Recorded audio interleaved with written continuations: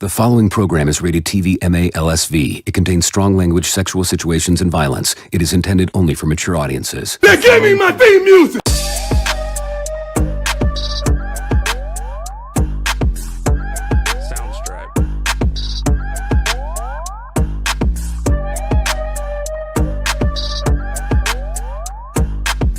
This is a Planet Fanatix production.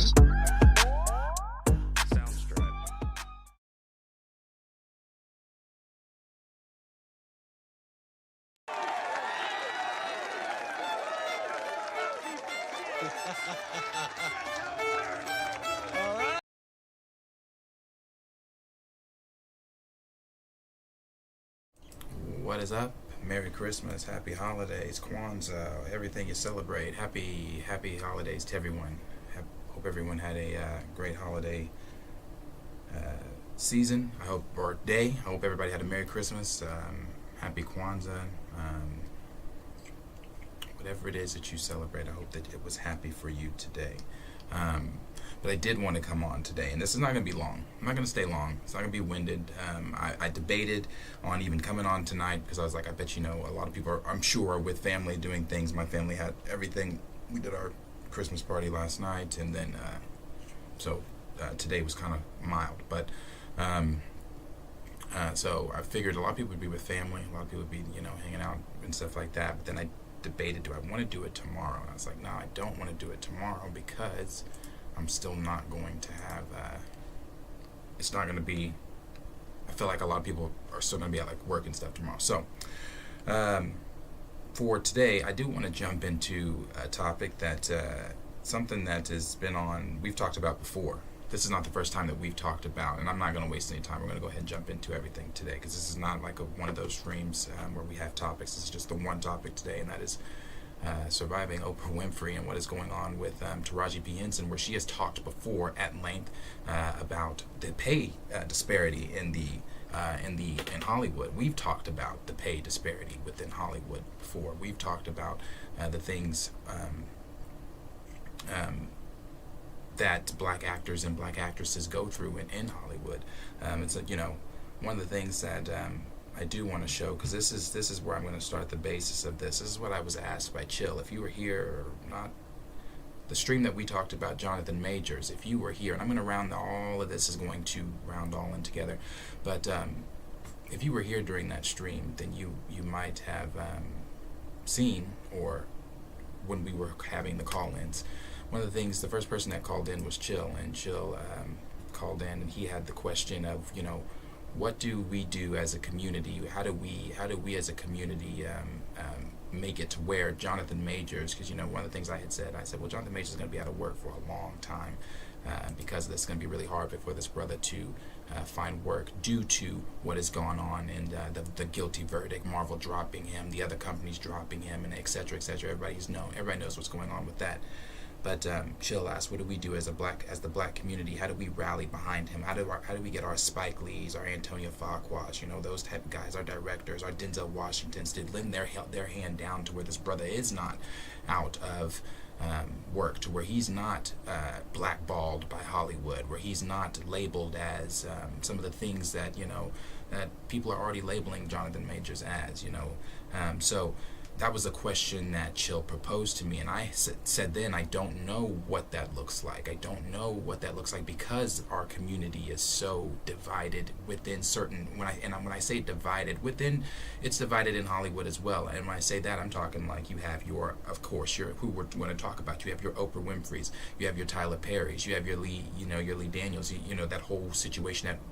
Again, we're going to talk about that went on with Monique back and started in 2009, but really took a lot of weight in 2015. So we're going to talk about that as well. So, but I said I don't know. I don't know what that would look like. And this is what Chill asked me. I want to start there.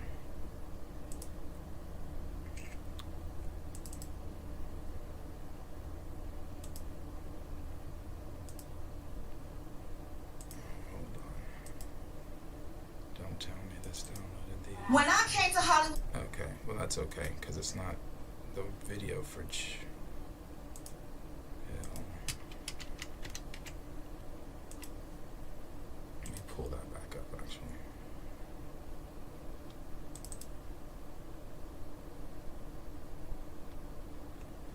this is what Chill asked me in the last stream.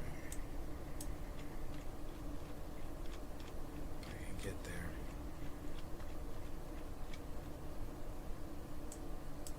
Sorry. God damn, man.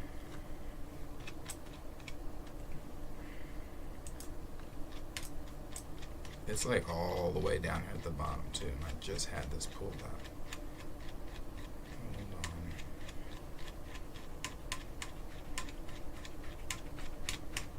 There's so many damn videos on this thing.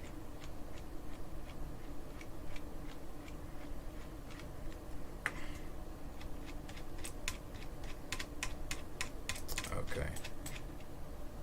Nah.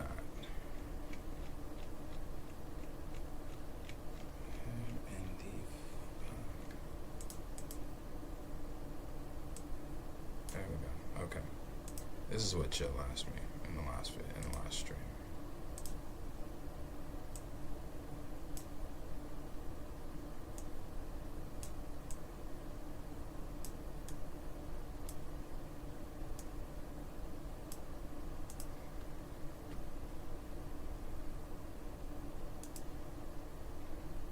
If it'll play now.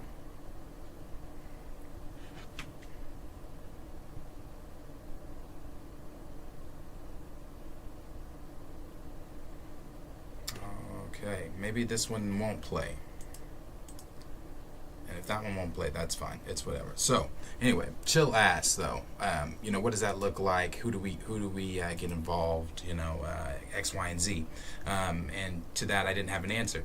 And the reason I did not have an answer to that is some of the current things going on with Taraji P Henson, where she broke down while talking to Gayle King. As we know, Gayle King is Oprah Winfrey's BFF. Now, we've talked about Oprah before when we talked about the Michael Jackson biopic that is coming out. She is obviously, she was trying. Now, I haven't heard anything about this since we talked about it, but when we talked about it, we had heard the rumor that she would report that she was trying to put a stop to that because, of course, she is the one that produced and did the documentary of Leaving Neverland and wanting to bring that whole case back up. And we talked about that at length then. We talked about the type of person that Oprah is then. We've talked about the type of person that Oprah has always been. To now hear the reports coming from Taraji P Henson and some of the other cast members of this remake of The Color Purple, this is typical Oprah. This is the things that we've been hearing. These are the things that we've all known about Oprah.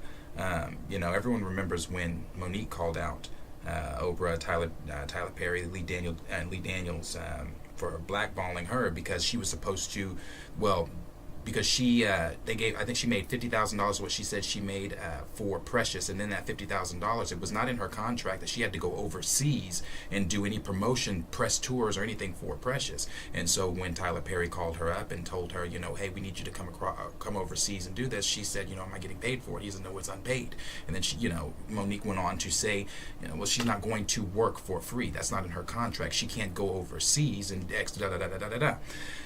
so all that was going on then, and Monique came out and said the things that she said then and got blackballed in Hollywood and got labeled difficult by Oprah. She called out Oprah. She called out Lee Daniels. She called out Tyler Perry. And people then were calling Monique crazy. I was not one of those people. That I was always on the side of Monique because this is something that I've passionately talked about over here on this channel, and when we've talked about the recasting of T'Challa. And again, I'm going to round all this together, but I've talked about that when we talked about the recasting of T'Challa, and just why it's important, and this and this and that. But first, let's go ahead and jump into the first one here of what Taraji P Henson said to Gayle while she was on her show. And I heard Taraji, has talked a lot more since then. She's talked before this, but she's talked a lot more since then. And one of the main things here that I want to start back off the top with was when Chill asked, "What does that look like?" And the reason I didn't have an answer is because you have people like black individuals in our community like Oprah, and Oprah's one of the wealthiest black women in the world. And she has never one time, she loves to make documentaries Oprah loves to make documentaries.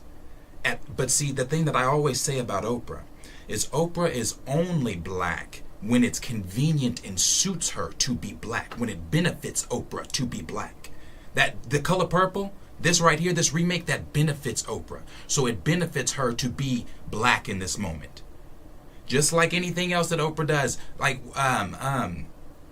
she, like I said, she loves to make all these documentaries. She made the documentary for she tried to go at Russell Simmons when the accusations for him came out, but she didn't have the accuser didn't have a strong enough story, so she dropped it. But never once tried to sit down with Russell Simmons and have a one-on-one and talk about get his side of the story for it. But as soon as his accuser said her story wasn't strong enough, Oprah dropped it because she didn't. That wasn't that wasn't on brand for Oprah.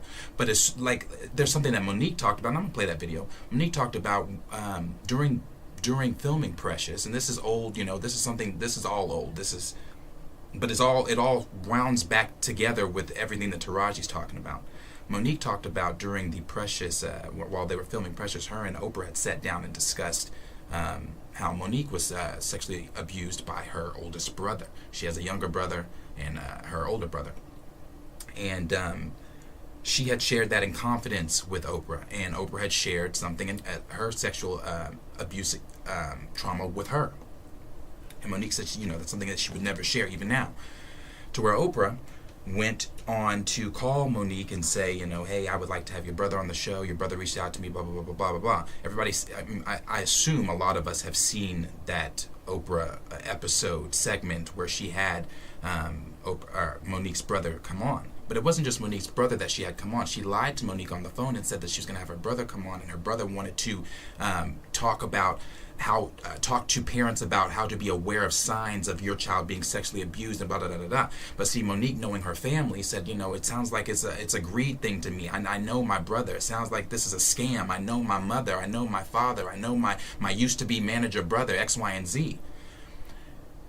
But when she said she saw the commercials and everything for that, she said she started seeing images of her mom and her dad, and she's like, that's not what we talked about. We didn't talk about, you exploiting my mother, exploiting that story. She said at that time, she told Oprah, me and my mother are not on speaking terms, and we are not in a good place. So for Oprah to go behind her back, see, this is what I'm talking about when I say people like, Oprah having the power that Oprah has. Instead of picking up her other black sisters, Oprah rather be playing, and I've said this so many times about Oprah, Oprah's been playing blackface her entire life. I've said this before too. During the pandemic, I just recently, I think in 2022, I don't ever get on it anymore because I made a different one, and during the pandemic, I lost my actual Twitter because I went at Oprah. Because like I said, Oprah she supports the black community when it's convenient for her, but she goes at the black community more than she supports the black community because that is what sells for Oprah. When Kobe Bryant passed, only thing that her and Gail could talk about was the rape allegations early on in his career. And at the time, and this was maybe a few days after the man's death, being so disrespectful to talk about this man's death, and Vanessa and the girls are mourning the loss of their sister, the loss of her daughter, the loss of a father and husband, and you have the audacity to come out to, instead of trying to take somebody that was so beloved in the community, and not just in the community, in the world, and you're trying to bring up the rape allegations again. I went off on her and Gail on Twitter. It was. And I got banned on Twitter. I lost my Twitter because I've never liked Oprah. I haven't liked Oprah long before this because the stuff she said about Michael Jackson. Never supported Oprah. I can't support Oprah because Oprah doesn't support the community itself. So when watching this go on with Taraji P Henson, and then watching what Monique was saying.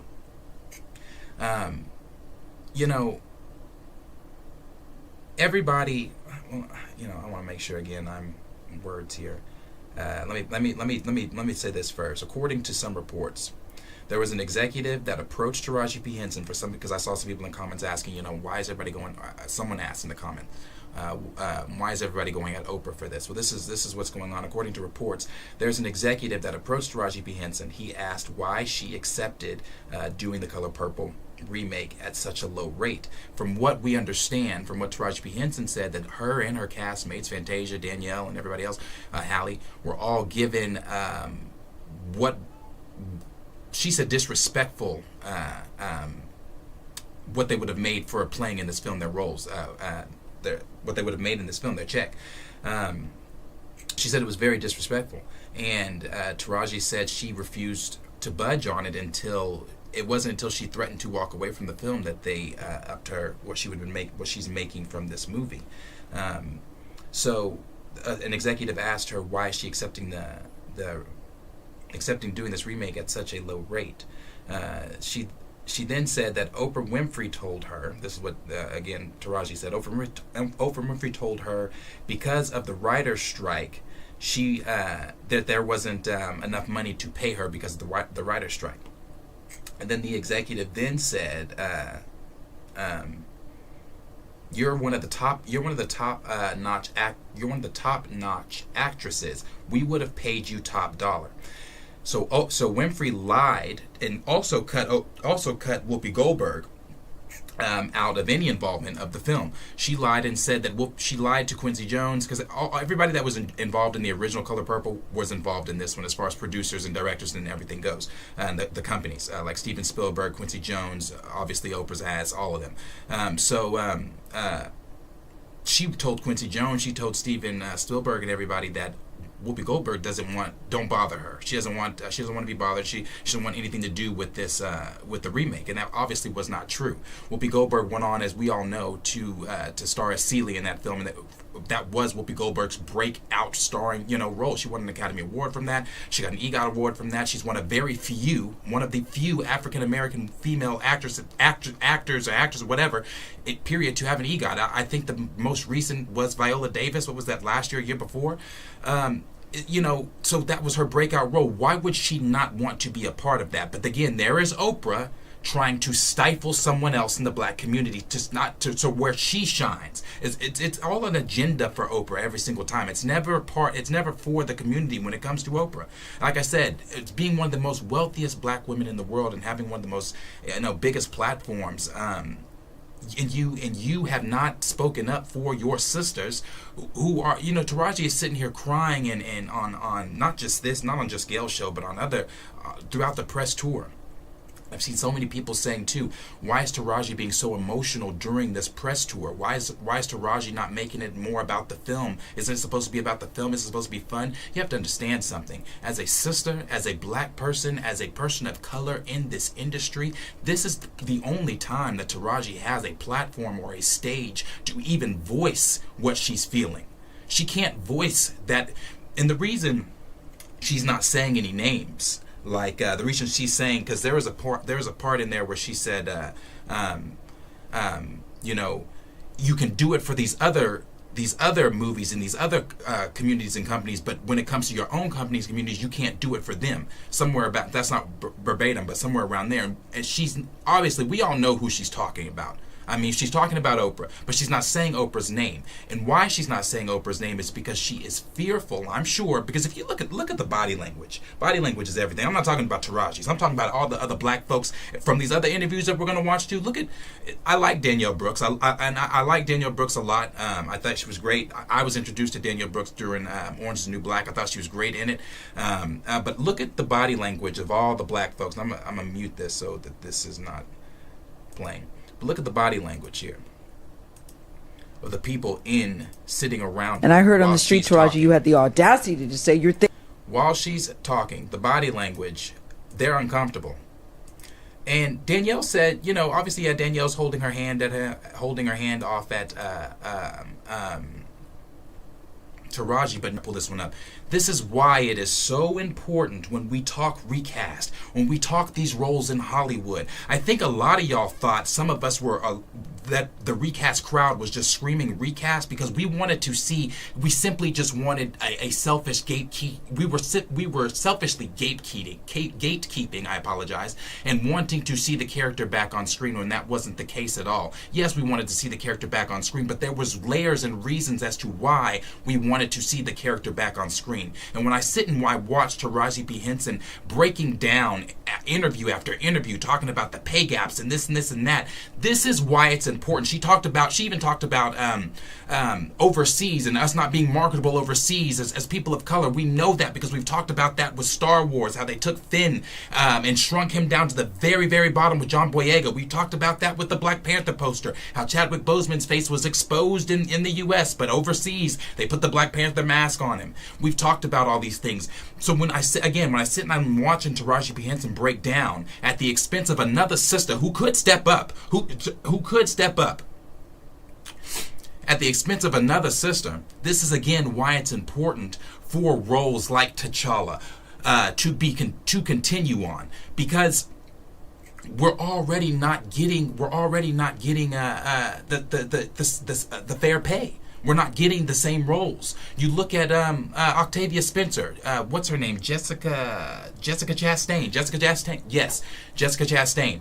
I don't remember what film it was they were just on together, but it was earlier in this year. Octavia Spencer or Jessica Chastain spoke up on Octavia Spencer's behalf because of the pay gap. She spoke up about how it's not fair and this and that, and blah. And don't think that white actresses and actors aren't talking about this. Having disparities in their pay.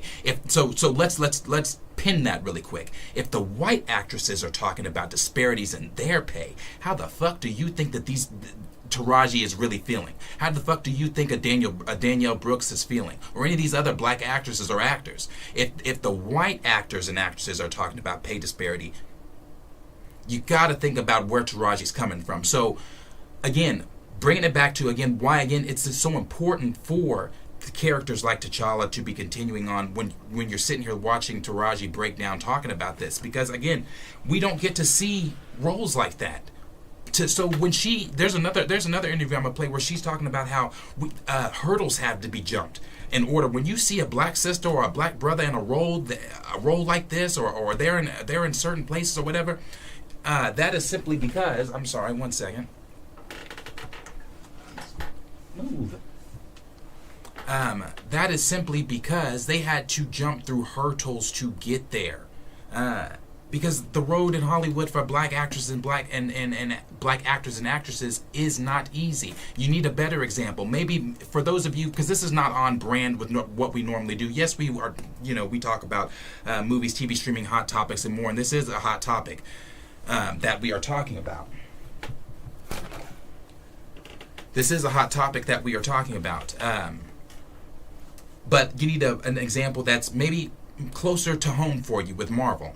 Let's talk about Terrence Howard. Terrence Howard simply asked for more money. When Terrence Howard asked for more money, Marvel dismissed him. Why did Marvel dismiss him so easily? Because in Hollywood, one of the things that Taraji is talking about is how they look at us. We're expendable. That's why she does not speak up, because we're expendable. If she speaks up, they know. She even said when she was auditioning for Benjamin Button and things like that, I don't remember exactly how much I think she said she was asking for $500,000. I don't remember exactly how much she says it. We're going to watch it. Exactly how much she said she got for doing Benjamin Button, but she said the reason she didn't object to that price was because she knew at that point in time she wasn't Taraji P Henson. She was expendable. She was another black actor or actress that was expendable. And that's exactly what they did with Terrence Howard when he asked for a pay raise. He was expendable. They got rid of him and within seconds got Don Cheadle in. But hold on, let's rewind that whole Don Cheadle thing. Marvel called Don Cheadle up while Don was at his kid's birthday party and told him, hey, Terrence Howard's out, we want you to come in and be War Machine. You got until 5 p.m. to let us know. Don's like, well, damn.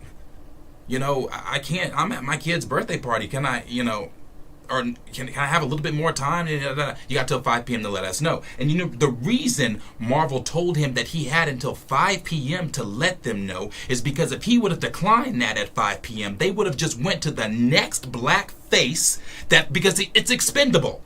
The same conversations with Jonathan Majors right now. The same things that are going on right now with Jonathan Majors. The conversation with Jonathan Majors is not about how talented Jonathan Majors is or anything like that. It's not about why Marvel even put Jonathan Majors in that position in the first place. People, and I know some people are talking about it, but I'm going to bring it back up. One of the reasons that Jonathan Majors was even put on as Kang is because when Marvel saw him audition in that role for Loki Season 2 as He Who Remains, they never had a clear vision of who the next big bad was going to be. But when Jonathan Majors stepped in as that talent, as that force of nature actor that he is, when he stepped in as a world-class actor and came in and brought life to He Who Remains, they said, that's it. That's the path. Kang is where we're going. So no one's talking about how great of an actor Jonathan Majors is or how it's going to be hard to fill those shoes. The only thing everybody's talking about is the next black face that you can recast, because in Hollywood, they look at us as expendable. Is it making sense? Is it making sense as to why Taraji P Henson is breaking down the way she is? It's not just Taraji. Is it making sense when Monique back in 2009, 2015 was saying the things she was saying about Lee Daniels, Tyler Perry, and Oprah? Is it making sense now when Chadwick Boseman was sitting down and saying he wants to pass the baton on?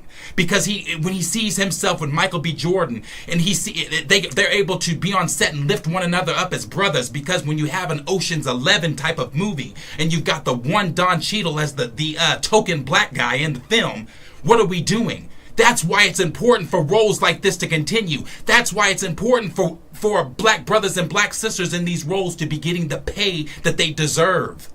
Is it making sense? And that's why I wanted to kind of round this all back in with the Jonathan Major stuff that's currently going on, with the recast stuff that's going on. Because even, again, like I was saying earlier, when we talked recast then, when we talk recast now and forevermore, every single time, and I'm going to play that video, every single time that video gets played of Chadwick Boseman talking about him wanting to pass the baton, of Chadwick Boseman talking about how important it is for other black actresses to all be, to be in these type of projects together, to be lifting one another up, to not have to be fighting one another for roles. Because that's one of the things that they have to do, fight one another for these roles. Why? Because you're expendable. If you don't get it, we'll just go with the next black face. Unless you are one of those black faces like a Denzel Washington and you have established yourself, and I don't even want to say that because Viola Davis has gone on to talk about that. The black Meryl Streep is what Viola Davis is called. And we all know the force of nature that Viola Davis is. However, Viola Davis doesn't even get the pay close to a Sigourney Weaver, like she said, or close to a Meryl Streep that she's compared to. And why is that? Expendable. We are only good enough when the roles fit. Again, it's kind of like Terrence Howard also talked about this in the couple weeks ago. I think a couple weeks ago, Terrence Howard was talking about this. He said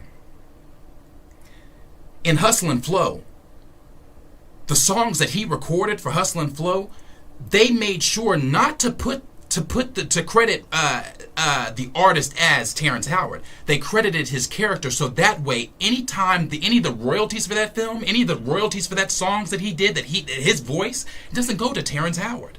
It goes to the character, which in turn goes to the fucking company. Now that comes to being important of reading your fucking contracts, of reading over what you got, of having great agents and things like that. Taraji P Henson also talked about how after Empire, how Cookie should have, and we all loved Empire. That's the reason I watched Empire. That's the reason a lot of us even got, tuned into Empire, was because the Cookie character was so, she killed that character. She killed it so much that they wanted to do spin-off stuff with her, but the math wasn't mathing for her. Not only that, her agents didn't do their due diligence, so she fired everyone after Empire. And she said that's why we didn't see her in the business for a long time after Empire.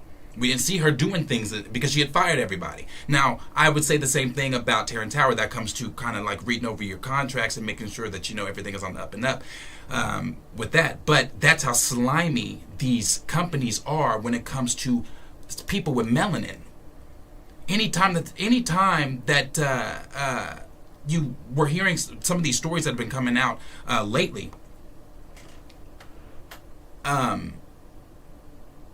it's looking at our talent and our talent being diminished. It's like, what's his name? Man, what is his name? What is that man's name? It'll come back to me. But you look at the stuff with Jonathan Majors and how people are saying the things that they're saying about Jonathan Majors, and it's not, the conversation's not about Kang. It's not about, it's just about, or not about how good of an actor Jonathan Majors is. The conversation's about what's the next black face or whoever we're going to get to recast, or are they going to pivot or whatever. But again, it's funny, and I say this on Twitter, I've said this on here before too. It's funny because people like to pick and choose their outrage. People like, and I'm going to say it again, people like to pick and choose their outrage because nobody quickly dropped, those of us with sense dropped Ezra Miller. Those of us with sense were saying Ezra Miller needed to, you know, the Flash should have been never should have made it to theaters, X, Y, and Z, blah, blah, blah. He shouldn't be in this. Everything that we were saying about Ezra Miller. Ezra Miller got a second chance. Amber Heard got a second chance. Johnny Depp has gotten a second chance. Josh Brolin has gotten a second chance. Or not Johnny Depp, I'm sorry. Robert Downey Jr. Jeremy Renner has gotten a second chance. I think what is it this year? Was it this year or last year that the allegations came out from Jeremy Renner's wife? The things that Jeremy Renner's wife was saying about him, saying that I think it was sexual assault and fuck, don't get me lying, because I didn't, was it sexual? In the comments, if somebody knows, help me out there. But there was allegations there made between Jeremy Renner's wife and him. Nothing. Marvel didn't say shit. Marvel dropped Majors, and I don't care what anybody said, that Marvel was going to drop Majors guilty or innocent. Because they had already started making that change because the perception, court of public opinion, all that shit. But it's again the outrage that people like to pick and choose because these people all got second chances. But it's funny now that Jonathan Majors is not getting that second chance. Like I said from the beginning, Jonathan Majors is simply not Kang anymore because he hurt this woman's finger and ran away from her. The charges, you know, that have been placed on him, the things that, and I'm actually let me play this. Let me play what she said here. Hold on. Not this one.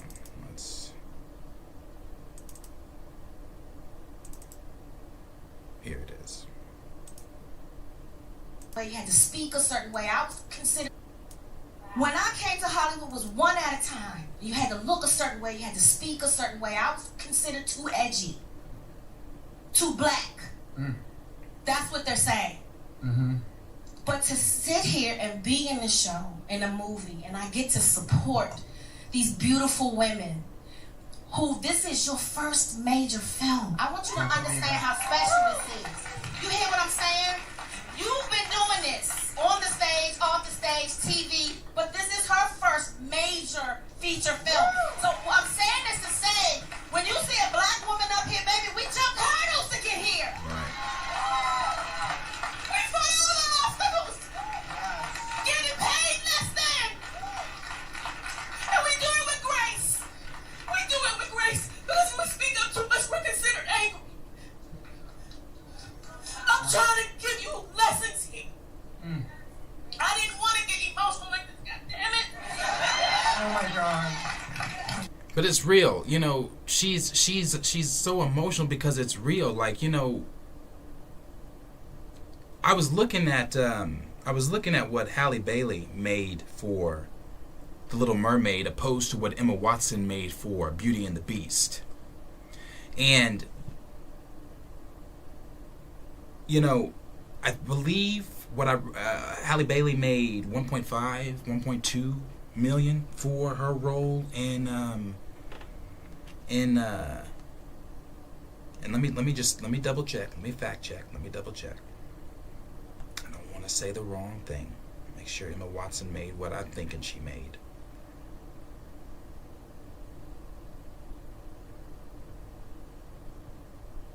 Let me see.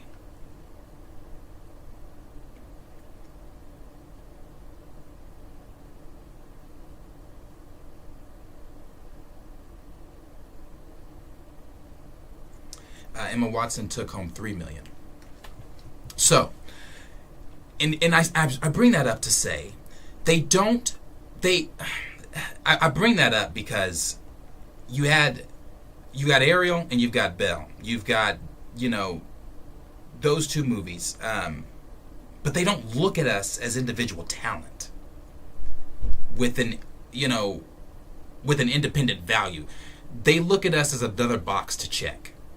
That's simply all it is. It's another box. The Little Mermaid, that whole thing, and I support Halle Bailey in it, of course. I love the fact that we got a black Little Mermaid. That's great. But that was just a box to check for them.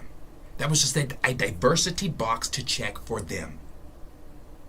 And the reason I'm bringing up the salaries there and what Emma Watson made and what Halle Bailey made is because Halle Bailey is a true talent. And I'm not saying Emma Watson is not, because I happen to really like Emma Watson. I think Emma Watson is a great talent when it comes to acting. But see, what Halle Bailey had to bring was not just acting, but that is Halle Bailey's voice. And I that could be Emma Watson in Beauty and the Beast, but we're not going to sit here and pretend that Emma Watson's singing voice can hold any type of candles to what Halle Bailey is going to do when it comes to singing, vocally. So Halle Bailey did not just have to bring her acting chops to the screen. She had to also bring, her God-given talent of singing to the screen. And on top of that, had to fight all of the bigotry that came behind the promotion of the film. Because God knows Disney didn't say shit. Disney didn't say anything about it. So it's not being valued for our individualized talent. It's just a box to be checked. That's why it's expendable. That's why Taraji is in the place that she is. So that's why people are upset with Oprah, because Oprah being in the position that she's in, has a chance to reach down. And it's so weird to me, Oprah coming from a place of struggle. Oprah starting off where she started off. Oprah being, always starts, every time Oprah talks about her struggle story, she always talks about how hard it was for her, how she was the only black, this and this and that, and it was, I'm sure. But it's so weird for you to have a struggle story like you have, and then look at the next sister or brother in the community that's coming from the same story, coming from the same place, and you can't reach your hand down to help them out. That's what's weird. That's why nobody wants to fuck with Oprah. But it's not only that. Since we're talking about Oprah and all her documentaries that she likes to make and all of the shit that she's doing as far as when it comes to scandals and things like that and bringing up old shit. Where was she at when the shit about her own school in Africa was going down? There are the rumors that Oprah is involved, and I don't get into conspiracy. Well, I do, but on this channel I'm not going to. I do subscribe to conspiracy theories and all that shit. But there's enough evidence in my book from the shit I've seen and studied that Oprah's involved in all that child sex trafficking shit. Her name was on the Epstein list on Epstein's Island. Not only that, the stuff going on over in Africa with the girls' school she got. You got the dorm mother over there sexually molesting the children. Hello, Oprah. Did you not try to make a documentary on leaving Neverland and all that kind of stuff and bringing shit back up? My thing with that for Oprah is, and one of the things I always say is, you should never throw stones at another house if your own house is made of glass. Oprah's own house is made of glass, and she's too busy trying to peer into other motherfuckers' houses. You got to make sure your own porch is clean before you go trying to clean somebody else's. So she should have, since she's so fucking documentary happy, she should have been making a documentary about what's going on in her fucking school over there in Africa with them little girls getting touched. She should be making documentaries about all the sex trafficking and shit she's involved in. See, Oprah's not Oprah, and then you go again. If you subscribe to these conspiracy theories, there's that conspiracy theory that Oprah has her hand in the shit that happened over in Hawaii. But that, again, that's conspiracy shit. But just Oprah has that history, the shit that she did there with Whoopi. Again, being Oprah likes to do shit when it's convenient for Oprah. If you take yourself back to the Four Color Girls press tour, Oprah wanted to be involved in Four Color Girls so motherfucking bad. Whoopi was. According to Oprah, she didn't know why her and Whoopi weren't on speaking terms, because she hadn't spoken to Whoopi since The Color Purple. Her at the Four Color Girls at Tyler Perry's home was the first time that she had spoken to Whoopi since then, or Whoopi had spoken to her. And Whoopi went up to her at Tyler Perry's home and said to, while they were in the kitchen, did I do something in the past, blah, blah, blah. And Oprah says, she asked her, I don't know what you're talking about, blah, blah, blah, all that kind of stuff. Anyway, I'm bringing all that up to say, Oprah then brought Whoopi on her show during the Four Color Girls press tour, and made it all a big, interview and spectacle on her show, and shared with the audience and this and that. And the reason I'm bringing that up is because the only reason Oprah's bitch ass did that is because it was a convenient moment for her to then take a story, do an interview, make it larger than life, and then make it about her. Make it about how, I never knew about, that we were arguing and this and that. But if you fast forward to fucking today, and you know the role that Whoopi played in The Color Purple, the original Color Purple, you know what she brought to Celie. You know that she won an Academy Award for that. You know that she got an EGOT Award for that. You know that was her breakout role. For you, Oprah, to be the snake that she fucking is, to go behind Whoopi's back, to go behind the cast back, to lie to Quincy Jones, to lie to Steven Spielberg and everybody else and say Whoopi didn't want any involvement in it. And that's not what Whoopi wanted. Whoopi didn't know that. Whoopi was actually hurt. See, and this is being reported. So before The Color Purple, they did the press tour. One of the stops for the press tour was The View, obviously.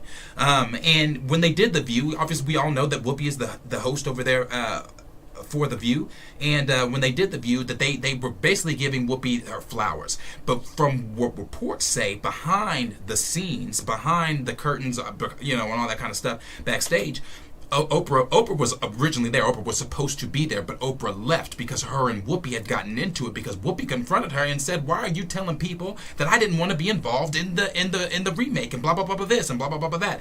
Oprah, being Oprah, I'm not going to be involved in this. I'm not dealing with this. This is supposed to be a non-confrontational day, or whatever the report said that she said exactly, and she left. That's why the cast was giving Whoopi her flowers at The View. Because Oprah went behind everybody's back and lied and said that Whoopi didn't want to be involved in it.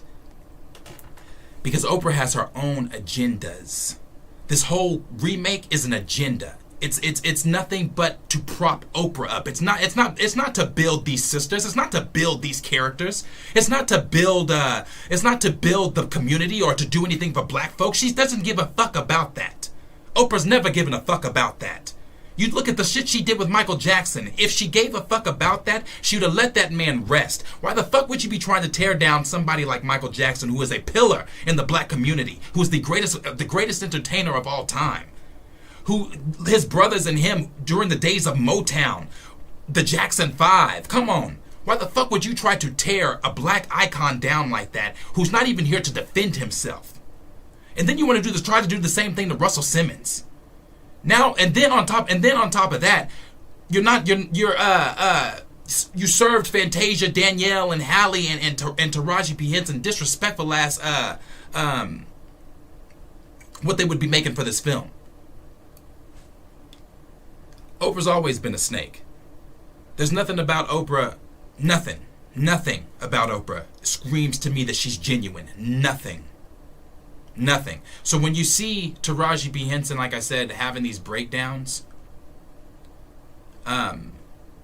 and let me play this too. And you have Viola Davis.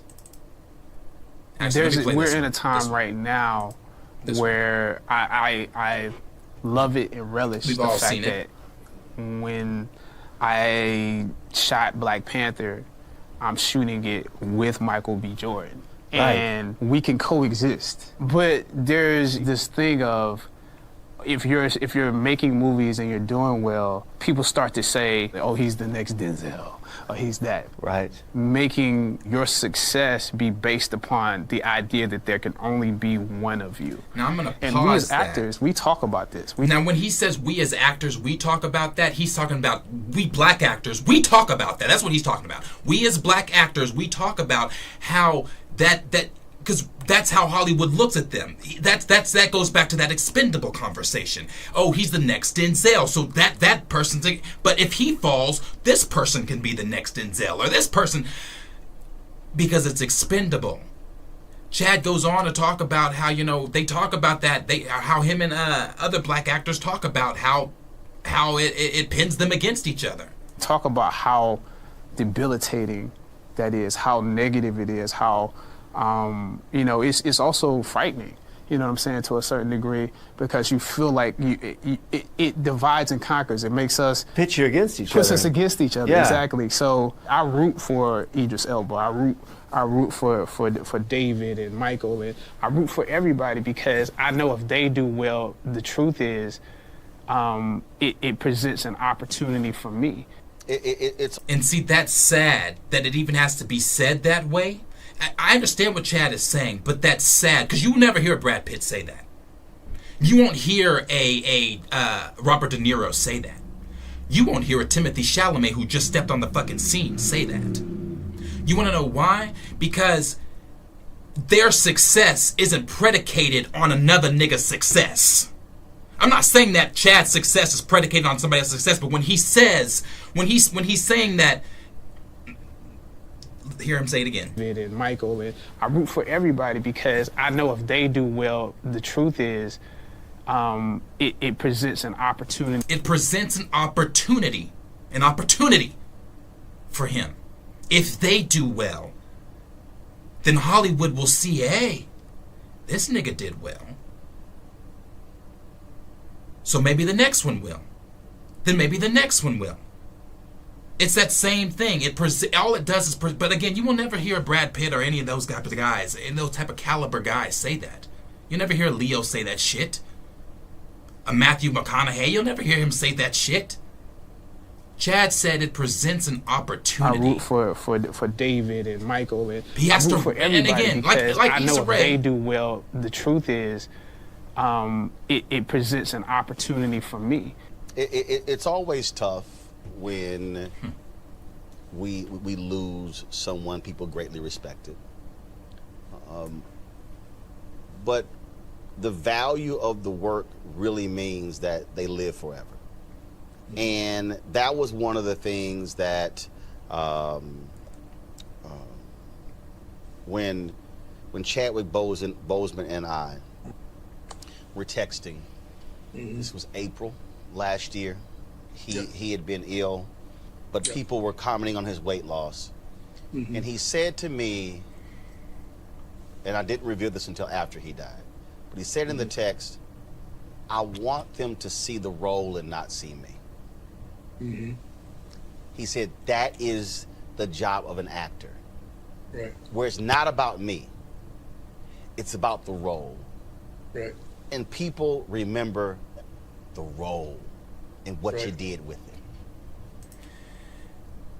So again, it's all under the same umbrella. That's why in the early days, and it's still in with the recast stuff, I always said there are layers that nobody in the anti-recast space ever wanted to take the time out to unravel those layers of what recast really was. It was never just simply, oh my God, we're selfishly saying put him back. No, there were layers to the reason as to why it was important for this character, and still is important for this character to continue on screen. you know, Taraji also, I think it's in this one. I think it's in this one. When I came to Hollywood, And I heard on the street, Taraji, you had. Hold on. This one. As a black woman, you know, we do it with so much grace and get paid half the price of what we're worth. And that becomes difficult. And it's a slap in my face when people go, oh, you work all the time. Well, bitch, I have to, because the math ain't mathing.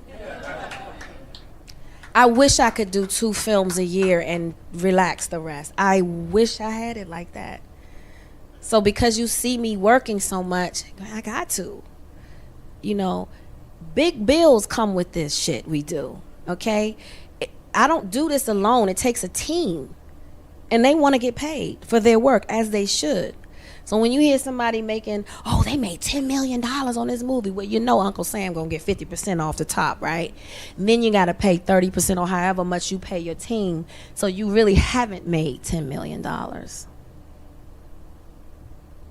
So that's why that Benjamin Button story hits so hard, because all I was asking was for $500,000. She's so uncomfortable. I wasn't trying to take nothing from Brad Pitt or Kate Winslet, Blanchett. They deserve to earn what they get because they work their asses off for it. I so too worked my ass off. And at the time, I couldn't say no. I didn't have any power because they would have been like, next. Right. Expendable. But I saw the bigger picture and I had to check my ego. Expendable. And it was tough because I had to check it every day on that set. I had to check it because it would rise up in me and I would be like,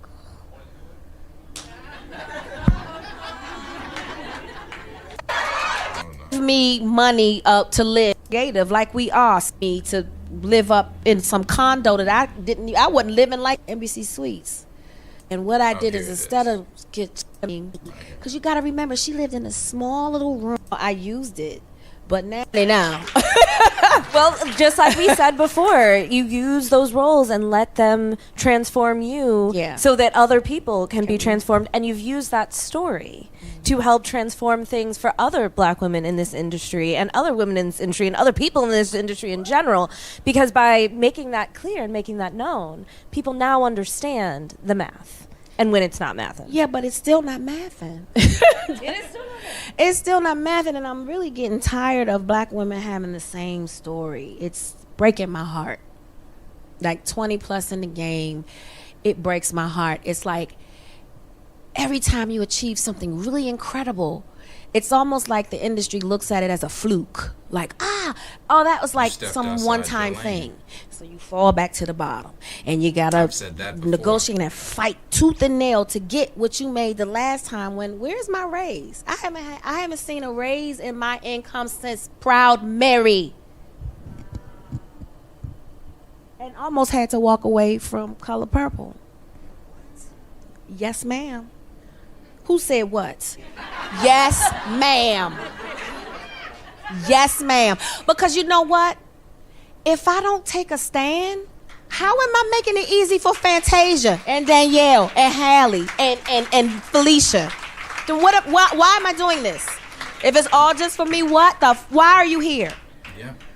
You know, one of the other ones I've shared before, and I've shared it anytime talking about the T'Challa stuff, and again why it was important for the character to be recast. But Viola Davis, when she sat down with Tom Hanks and the actor on actor, and her and Tom Hanks were having that conversation, she said the only time that we're ever looked at in this industry is for a biopic or a period piece, or when they're playing The Help.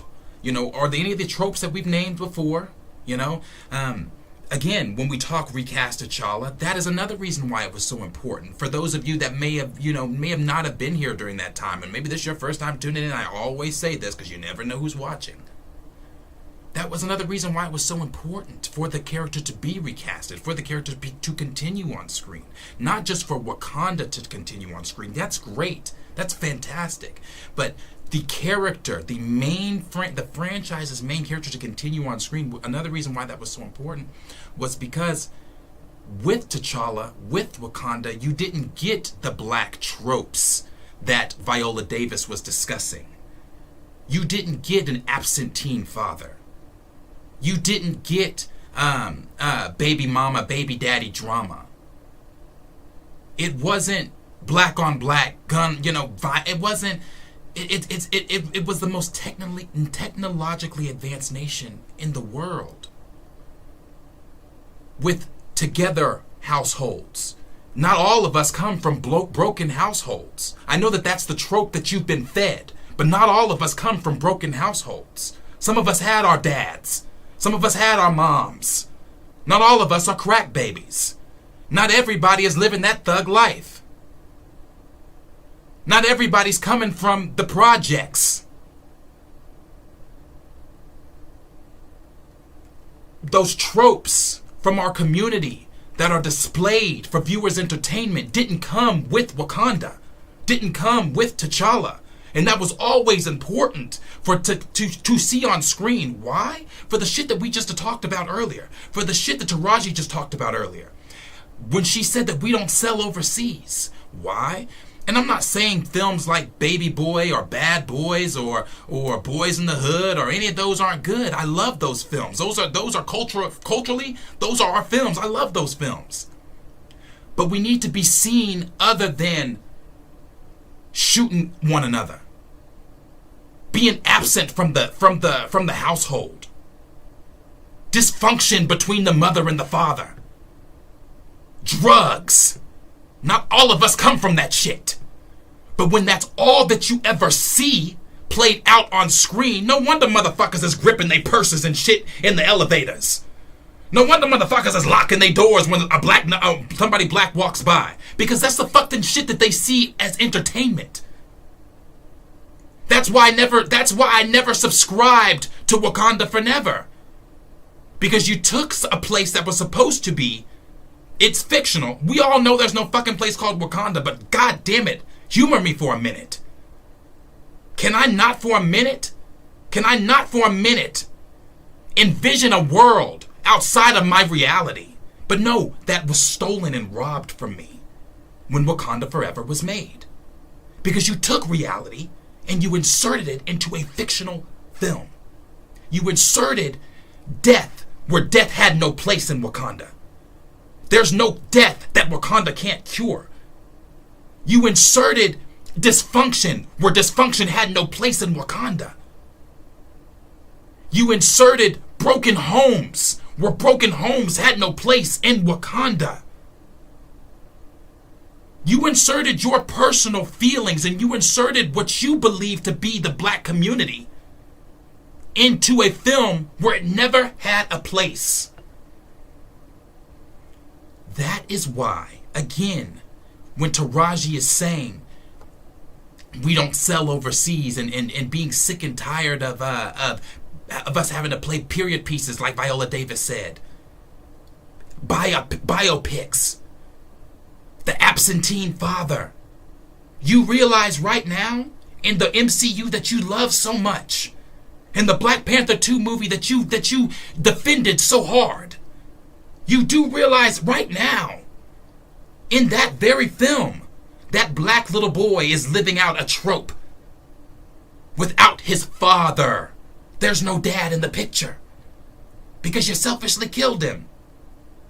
And then you killed T'Chaka. You took that father out of the picture. Then you killed Killmonger's father. You took him out of the picture and took Killmonger out of the picture. So the tropes, the negativity, that is not what we were wanting to see. So you might be thinking, why are we pivoting that way? No, it's not a pivot. It's not a pivot. It's all under the same umbrella of what Taraji's talking about, what the video we just watched of what Chad is talking about, the video I'm about to show you of what Viola Davis is talking about. There are other black actresses and that are, I'm sure, thinking the exact same things. You know, Monique in one of her videos, when she was talking about how when she, at Alfrea Woodard's house, that I forget what type of event it was. It was some type of event, something for Lupita. But Angela Bassett was there, Regina King, Oprah, all these prominent black actors and names were there.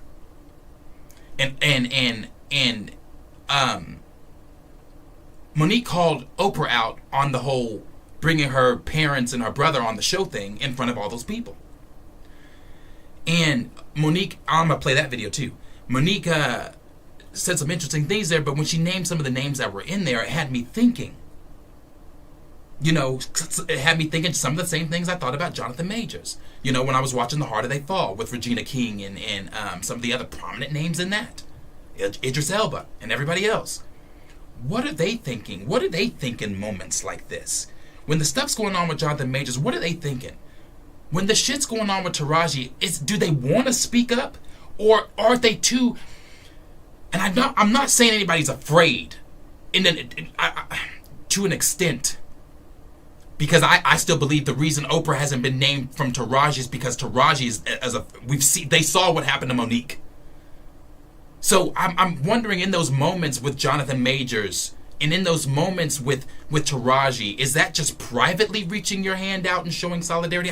So when that honestly brings me back to my question from Chill. What does that look like? Does that look like a boycott from the black community? Does that look like the black community boycotting certain things in Hollywood? Does that look like the black community? Because, you know, I've even talked about that before. The black dollar. Don't never let anybody tell you that the black dollar does not have power.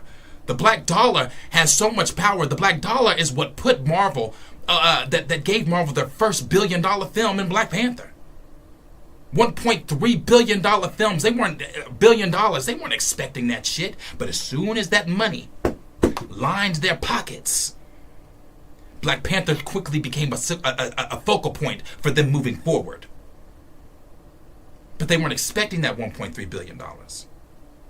But it was that black dollar, along with, again, it was a cultural movement, but it was a worldwide phenomenon. But it was a cultural movement because there were people in the community that hadn't heard, never in their fucking life knew T'Challa, couldn't even say the name correctly, that were going to see the movie 3 and 4 times. I've told you this story before. I coach AAU basketball. Majority of the kids on my team, all my teams majority are all black. It was the freshman team that I coached, the sophomore team, the junior team, and the senior team. We had rented the theater out and we took the boys to go see Black Panther. I've never done that with a team before. I'd never been a part of it because it was such a cultural movement. We bypassed training and practice to take these boys to go see this film. I myself, as I've said many times, saw the film 16 times in theaters. That's not a sentiment I can say for that second shit. But it was a cultural movement, and that was the mighty black dollar. That was the word of mouth. That was the community going in droves to this film.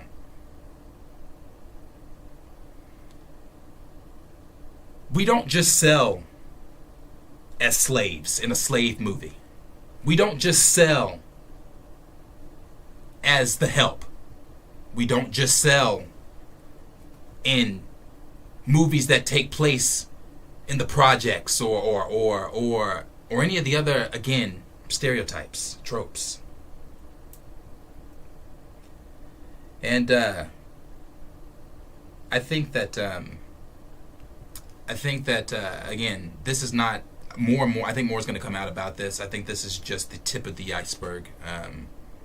But I do again want to play what Viola said, and then I want to play that. I'm a little black fat. Hold on, and dang, where's and I heard on the street. When I came. Where's my Viola?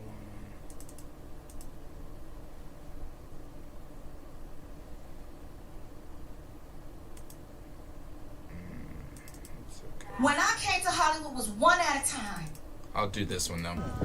This one is the body language everybody was talking about that Oprah had here. If you notice, she walks up, she doesn't say anything to Taraji. Taraji looks obviously distant and they're not speaking to one another. Looks very uncomfortable.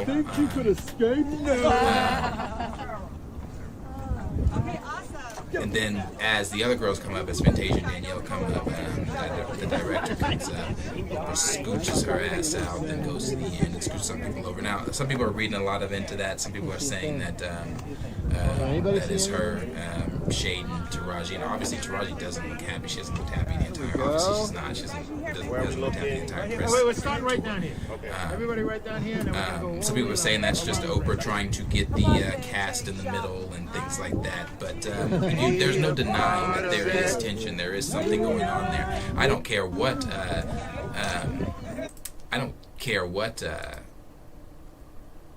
Taraji posted on her Instagram post. It was a great post. It was nice. It was, to ease the tension of what people, because after she had her breakdown on the Gail show, everybody started speculating that was about Oprah and blah blah blah blah blah. So where she rebutted and wrote an Instagram post and basically said, it's a long post saying the things she was saying. Well, Keke Palmer also made a post.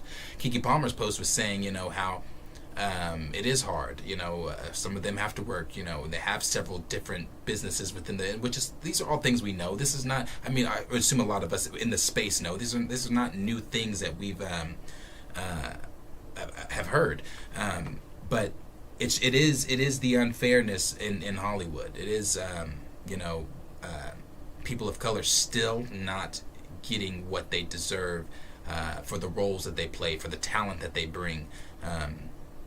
So, but I still want to play that fucking Viola Davis one now. Hold on. I want to find that one, and I'll read some of those comments here.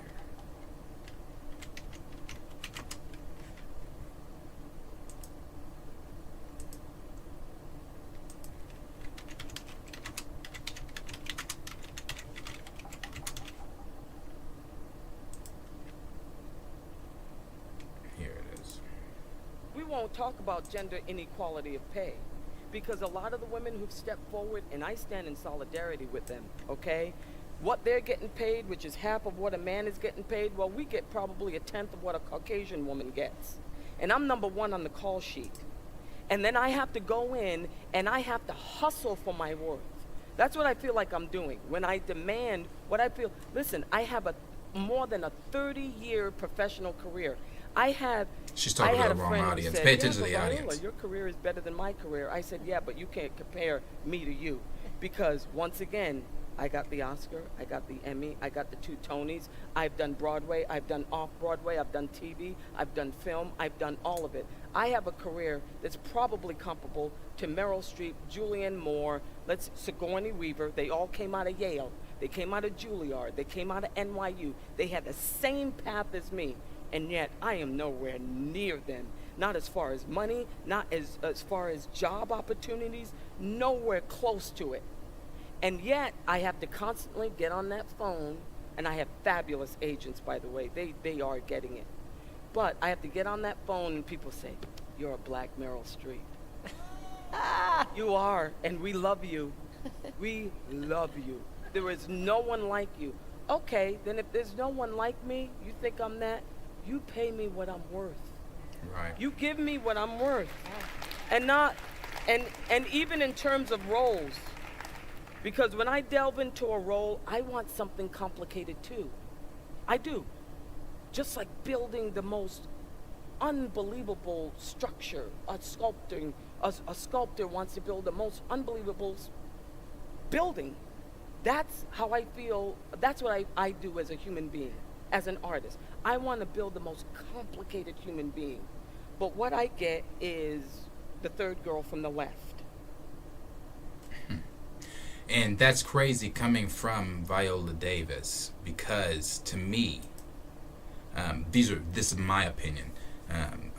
These are my favorites. I have Angela Bassett, because Angela Bassett is such a fucking... You got Angela Bassett, but Viola is right there.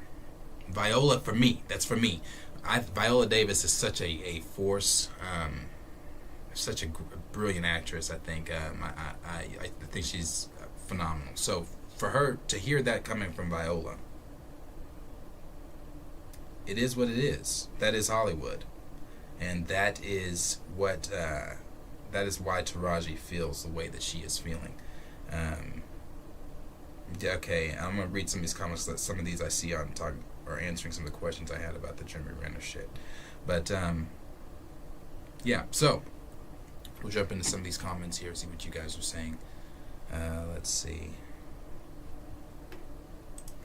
And happy holidays to everybody again.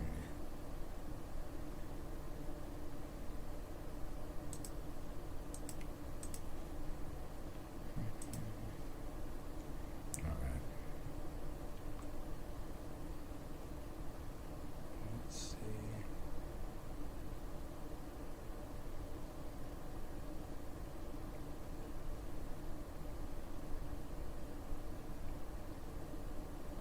Let's see, Raptor Cloak said, times like that remind you of Hollywood's undying bias. We got Anthony who said, who was the black actress in the movie Commando who said Oprah backstabbed her? I'm not sure. I mean, because there was a list of actresses, black actresses that have come forward, that have just felt backstabbed by Oprah. We've got Raymond who said, me and Oprah split when she went on that. Yep, that was it for me.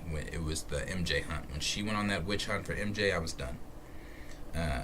Andre said, Whoopi been upset with Oprah. Yeah, and like I said, Oprah trying to play that shit off like she didn't know like what was wrong. She's jealous. That's what it is. That's why she cut Whoopi from any involvement in this.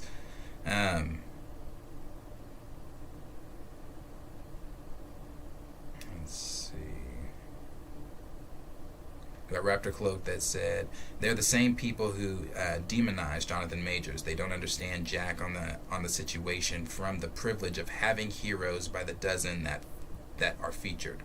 Right. Grace said they were too busy trying to get platitudes and accolades. They weren't thinking about the money aspect of it. If T'Challa was recast, a new actor would have gotten a raise along with the other roles, right?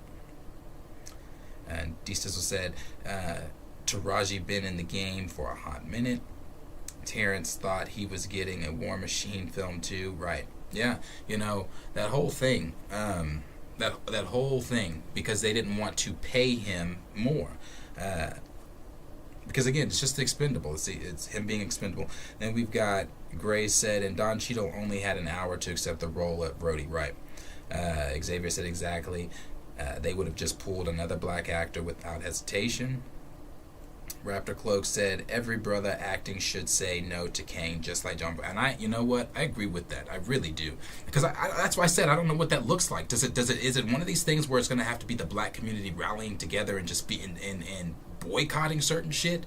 Is that what the reform is going to have to look like? Is that what it's going to have to look like in order for respect to be given to certain or to black actors and black actresses in this business?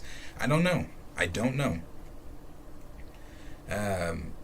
Xavier also said, which is why them saying Chadwick was so sacred in this role is laughable. They are used to recasting all of the time. The Lawrence Report said Taraji deserves top dollar. Oh, hell yeah, she does. Taraji's a great actor. Lawrence also said, you spitting facts right now. I appreciate that. Grace said, convenient outrage. Yeah, I'm telling you, it's all, and especially on Twitter, bro. That's where it's the most annoying. It's the convenient outrage on Twitter. It's being mad at certain shit. Like I said, the Jeremy Renner shit. Like, I don't know it in detail. I know about it, but I don't know it in detail. So, but where was the outrage for it? Is my question. No, there was no outrage. But meanwhile, Jonathan Majors hurts this girl's finger while trying to escape her, and everybody loses their minds. So it's crazy. You got Andre that said he said he was gonna unalive her. Oh yeah. That's what it was. Yeah, you're right. Jeremy Renner from Raptor Cloak said Jeremy Renner first choking an Alec Baldwin for shooting someone and still working. Yeah, the whole Alec Baldwin thing. I remember when that went down. Gray said abuse and allege almost a deletion of a deletion and self-deletion. Yeah. Williams said emotional, physical, and sexual abuse. Happy Merry Christmas to you as well, Naries. D. Stizzle said, I'm no James Gunn fan, but when he was let go for those sus tweets, his fellow actors rallied around him. That's very true. That is very true. So much so that the Guardians team was not willing to do Guardians 3. I mean, I think it was in their contracts, but still not willing to do Guardians 3 without James. Xavier said, Taraji has to call it out or it's never going to change. I applaud her for that. And I applaud her for it too. And the thing about it is, it's so sad. Again, you know, still having to play the game though. I applaud Taraji, but she's still somewhat having to play the game. That Instagram post, to me, I agree with a lot of people in the comments. It's playing the game. I respect you, Taraji. I respect you for what you did, even the post. I respect you for that Instagram post. But it's unfortunate she's still having to do that to play the game. Because you can't piss off the wrong people. Like, hold on. Like here. If Oprah was watching this, what would you tell her? I would say, Oprah Winfrey, you know what you need to do. And stop hiding behind what you call was negative comments, what you call, oh, I don't even deal with things like that. Because what people are beginning to do is see you for who you are. Where Oprah Winfrey and I have a problem is Oprah Winfrey called us up and she said my brother wanted to come on the show and talk about him molesting me, and he wanted to tell other parents how to look out for molesters. My brother Gerald is a charmer. So my mind thought was, because she said, do you want to come on? I said, I don't want nothing to do with that cat. I said, nigga, I know it's up to a scam, but people can change. And who am I to say he hasn't changed? It might really be different. So I don't want to get in the way of that. I just don't want nothing to do with it. She said, if you don't want me to have your brother on the show, I will cancel the show. No show will happen. But I wanted to call you up to see how you felt first. When I hung up that phone, brother, I looked at my husband and I said, that bitch is all right with me. That's a real... She kept it because she didn't have to call me up. She didn't have to say my brother was coming. She could have just ran with shit and let it happen. I dig her for that.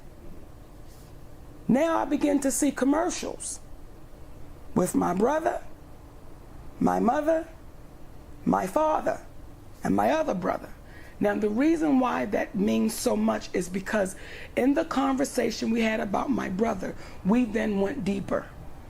And we began to talk about our relationships with our mothers and our fathers. And I shared my relationship with her about my mother, as she shared hers with me, which I will never repeat because she shared it with me about her mother and father. It might be something she shared with everybody, but wanted to make me feel special. I don't know. Nonetheless, it was in our moment. I shared with her that me and my mother was not talking. I shared with her we were in a really bad place. I shared with her I was hurt and, you know, trying to figure this thing out. She never said my mother was coming on that show, because had Oprah Winfrey said, I'm going to have your mother, I would have said, shut it down. I don't need the world seeing how greedy my mother is. Shut that down. That's one of the reasons why we don't communicate, because of my mother and father's greed. So if you had given me the opportunity, I would have said, I can't put my mother, that's still my mother. Right. Okay? Now here comes this show. And here comes the commercials. And now I'm starting to see my mother and my father and my other brother, who was my manager. We didn't discuss that, Oprah. Wait, he was your manager and he went to Oprah? Wasn't my manager at the time. Okay. Now I had already, you know, fired him. Gotcha. So I'm watching this show, and I'm watching my father sit there, who was a strong alcoholic. I'm watching him drunk. I'm watching my mother be greedy. I'm watching my other brother, who was my manager, be greedy. I know my family. And I'm watching my brother who molested me sit on this stage trying to paint this picture of I'm trying to be a help, but now I'm watching the scam. As much as they keep talking, I'm seeing the scam take place. Well, when it was all said and done, Oprah Winfrey calls me. And in that moment, I was still stuck in, this is Oprah Winfrey. How do I say, you had my mother, my father, my other brother, and I'm stuck in that moment. And when we hung up that phone, my husband looked at me and said, what's wrong with you? That's not what we made of. You know how you felt about that and how you feel about that. And you need to let that woman know, I don't care about a title and a position. That's not what you cut from. So it was my obligation to let Oprah Winfrey know how I really felt. Now I want you to understand something too. See, this is why me and Oprah Winfrey got a problem. It's still there. Until that woman says, let me apologize to you publicly, it'll be to the day I leave this earth. Because what you did was malicious, and it was intentional, and it was ugly. If Oprah was watching this, what would you tell her? I would say, Oprah Winfrey, you know what you need to do, and stop hiding behind what you call was negative comments, what you call, oh, I don't even deal with things like that, because what people are beginning to do is see you for who you are. Let them know what you said, which is the reason why there's a problem, because she did actually confront. Alfred Woodard had a Oscar party for the previous black woman that won Oscars and for the black woman that was nominated, and it was Lupita's turn that year. But this is I'm a little last black part. fat girl from Baltimore, Maryland. And I saw this fat black woman on a TV show called People Are Talking. That was a local show. And she had big shoulders and a big bush and big feet like me. And I said, wow, when I grow up, that's what I want to do. And then we took a field trip to that studio. And I hugged that woman. And I said, when I grow up, Miss Winfrey, I want to do what you do. And she said, you know, you got to work really hard. So the day I walked out on that stage to the Oprah Winfrey show, and I was promoting Roscoe Jenkins. And after that show, that woman hugged me and said, when I look at you, I ain't doing nothing but looking at me. And then when I remind her that that's what she said to me, she says, oh, I say that to everybody. Well, then what does that make you? Everybody reminds you of you? Or do you just say things in the moment? So when I say to our community, right here. I know Oprah Winfrey when the curtains are closed. I know it when the cameras aren't running. That's why Oprah Winfrey does not want to sit down publicly with me nor my husband to have a conversation, because within minutes, the community would know who Oprah Winfrey really was. Because what she's not used to is anybody asking her any questions. I'm the deliverer. I'm the author, I'm the authority of all life and all beings, and I know it all. And someone would ask, well, how? Yeah, that last part there when she said, so everybody reminds you of you, you know. She said, I say that to everybody. The reason Oprah says that to everybody kind of goes back to what I was saying earlier about Oprah does. It's an agenda. Whatever in the moment is going to benefit Oprah, Oprah's going to say in that moment what's going to benefit Oprah. So if the Color Purple reboot, whatever is going to benefit Oprah, sure, let's do it.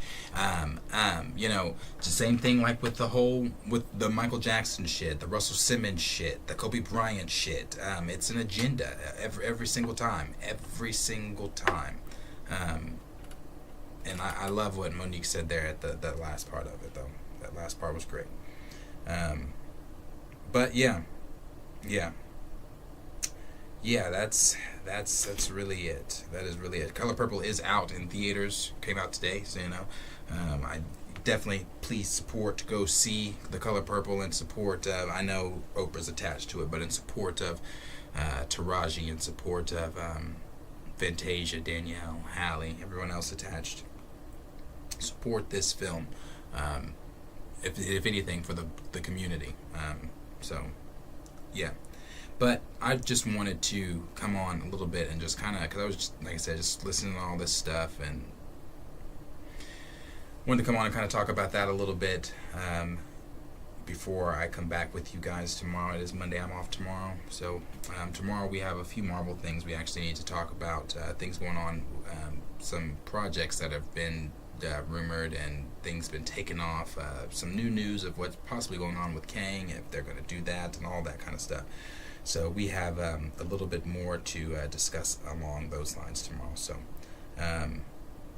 but I do appreciate everyone hanging out with me tonight.